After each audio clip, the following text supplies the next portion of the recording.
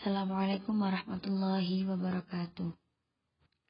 Kami, kelompok 8, akan mempresentasikan tentang posisi sentral ijtihad dalam studi Islam.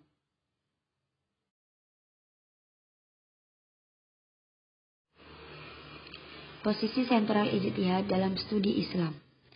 Permasalahan yang ada di sekitar kita sangat mungkin untuk dikritisi, apalagi hal-hal yang berhubungan dengan hukum syarat atau ibadah.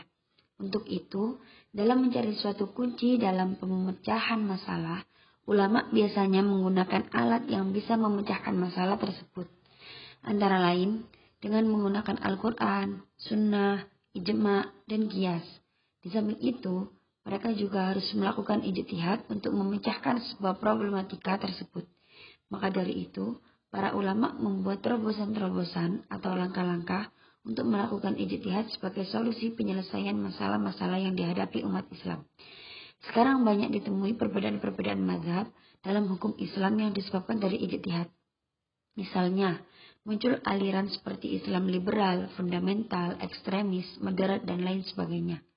Itu semua tidak lepas dari hasil ijtihad dan sudah tentu masing-masing mujtahid berupaya untuk menemukan hukum yang terbaik.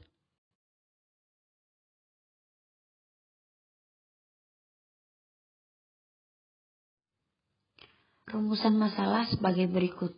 Pengertian ijtihad. Pentingnya ijtihad bagi pengembangan Islam. Penggunaan hasil ijtihad. Perbedaan pendapat secara proporsional. Pengertian ijtihad.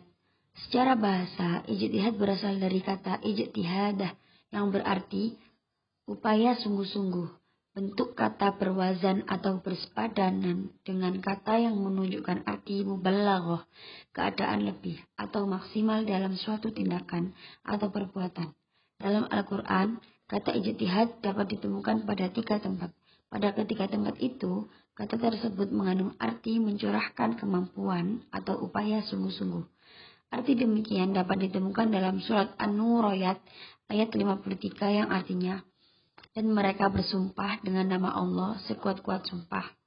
Kata ijtihad tidak boleh dipakai kecuali dalam persoalan-persoalan yang memang kuat dan sulit. Pentingnya ijtihad bagi pengembangan Islam. Kebutuhan akan ijtihad ini terus berkembang. Hal ini dikarenakan setelah Rasul wafat, beliau meninggalkan Al-Quran dan Sunnah. Al-Quran dan Sunnah tersebut jelas tidak akan bertambah. Sementara persoalan dan masalah yang dihadapi kaum muslimin dari zaman ke zaman terus berkembang. Karena itu, kebutuhan akan ijtihad menjadi sebuah yang niscaya. Ketika wilayah kekuasaan Islam semakin luas ke Persia, Syam, Mesir, Afrika Utara, bahkan sampai ke Spanyol, Turki, dan India, permasalahan yang dihadapi ulama semakin kompleks. Maka ijtihad semakin berperan dalam mengistinbat hukum. Penggunaan hasil ijtihad. Penerapan ijtihad. Secara umum, pola ijtihad dapat dibagi ke dalam 3 pola, yaitu A. Pola bayani, yaitu kegiatan yang berkaitan dengan kebahasaan. Kapan suatu lafal diartikan secara majas, bagaimana memilih salah satu arti lafal mustarak, mana ayat yang umum yang diterangkan, dan mana pula yang khusus yang menerangkan. Mana ayat yang qati dan mana yang zanni. Kapan suatu perintah dianggap untuk wajib dan kapan pula untuk sunnah. Kapan larangan itu untuk haram dan kapan pula untuk makruh dan seterusnya. Sebagai contoh, di dalam hadis ada perintah untuk mempersaksikan nikah dan dalam Al-Quran ada perintah mempersaksikan rujuk. B. Pola taklili, yaitu semua penalaran yang menjadikan ilat sebagai titik tolaknya.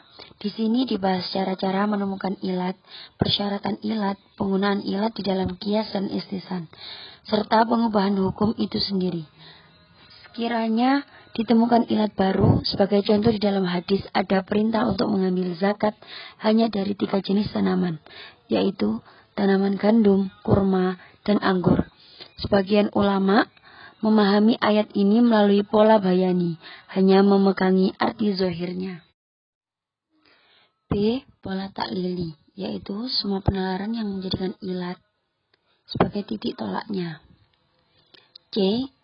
Pola istislahi, pertimbangan kemaslahatan, yaitu mengidentifikasi masalah-masalah yang tidak mempunyai nas khusus sebagai rujukan. Dalam pola ini, ayat-ayat umum dikumpulkan guna menciptakan beberapa prinsip. Perbedaan pendapat secara proporsional. Di sini kita mengambil contoh hukum wudhu. Hukum mendahulukan anggota tubuh yang kanan atas anggota tubuh yang kiri. Menurut ulama Zahiriyah, hukumnya wajib. Sedangkan menurut ulama mazhab 4, hukumnya sunnah. Artinya, seseorang yang membasuh anggota tubuh sebelah kiri dahulu, baru anggota tubuh sebelah kanan, menurut mazhab Zahiri, wudhunya tidak sah. Sedangkan menurut mazhab 4, wudhunya tetap sah, tetapi kurang afdol, dikarenakan tidak mengikuti kebiasaan Rasul. Dari Aisyah radhiyallahu anhu, dia berkata, Rasulullah SAW suka mendahulukan bagian yang kanan ketika mengenakan sandal, menyisir rambut, bersuci, dan dalam segala urusannya. Sekian, terima kasih. Wassalamualaikum warahmatullahi wabarakatuh.